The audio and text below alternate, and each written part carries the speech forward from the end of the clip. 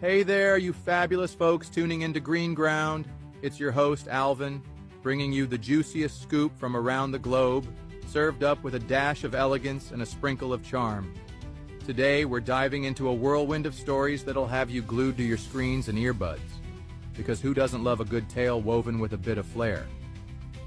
So, grab your favorite drink, settle in, and let's unravel the world together. Picture this. Chaos in Bangkok, where the ground shook with a ferocity that toppled a towering 33-story building like it was made of cards. Rescue teams are racing against time, sifting through the rubble after a monstrous earthquake hit just days ago. I can almost hear the tension in the air. Crews picking up faint signs of life beneath the wreckage.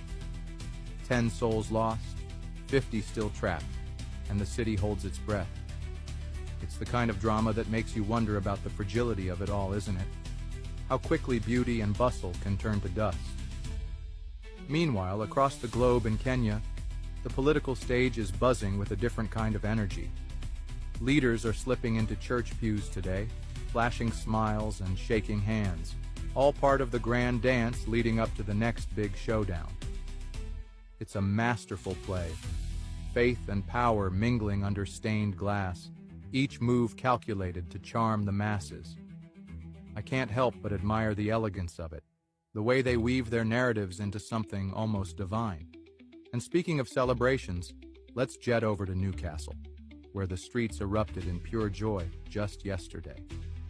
Imagine 150,000 fans flooding the city, their cheers echoing off every brick as Newcastle United paraded their shiny new League Cup trophy.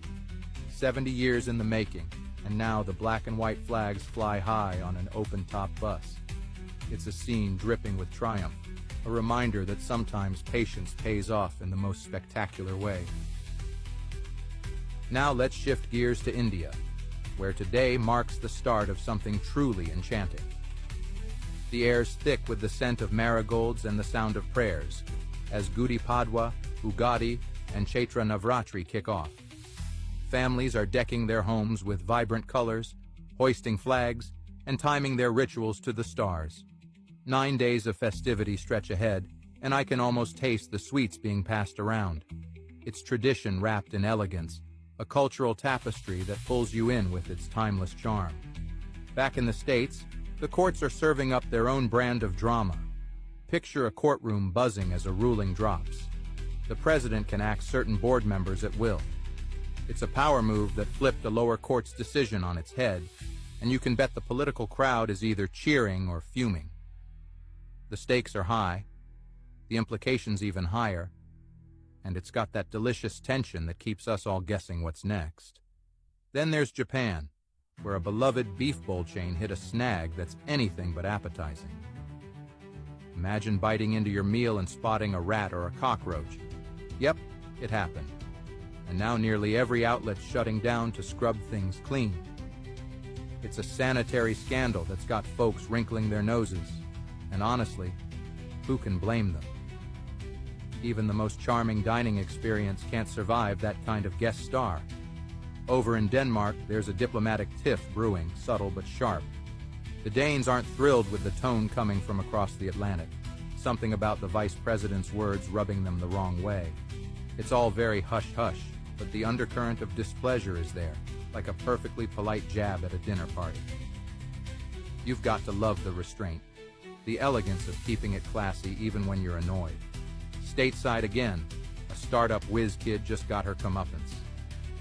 She spun a tale of millions of customers. Turns out it was more like a handful. And now she's facing the music after defrauding a banking giant. It's a classic rise and fall story, dripping with ambition and a touch of deceit. The kind that makes you wonder how far charm can take you before it all unravels.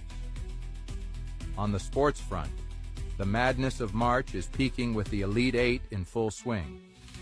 All 4 top seeds are still standing, joined by a trio of twos and a scrappy Texas Tech squad.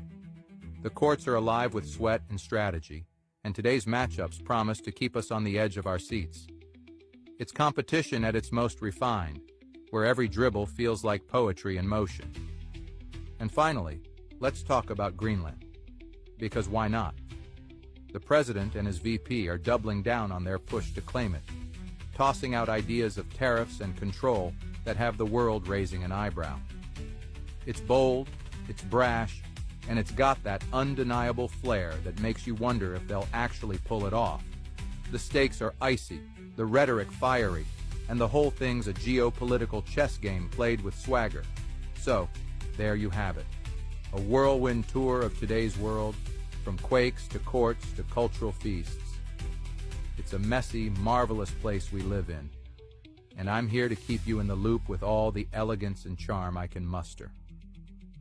Before I sign off, hit that comment button. Tell me what's catching your eye out there. Like this if it kept you hooked, and subscribe to GreenGround for more stories spun just for you. Want the nitty-gritty details?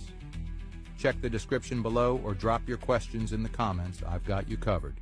Until next time, stay curious, stay fabulous, and I'll catch you soon.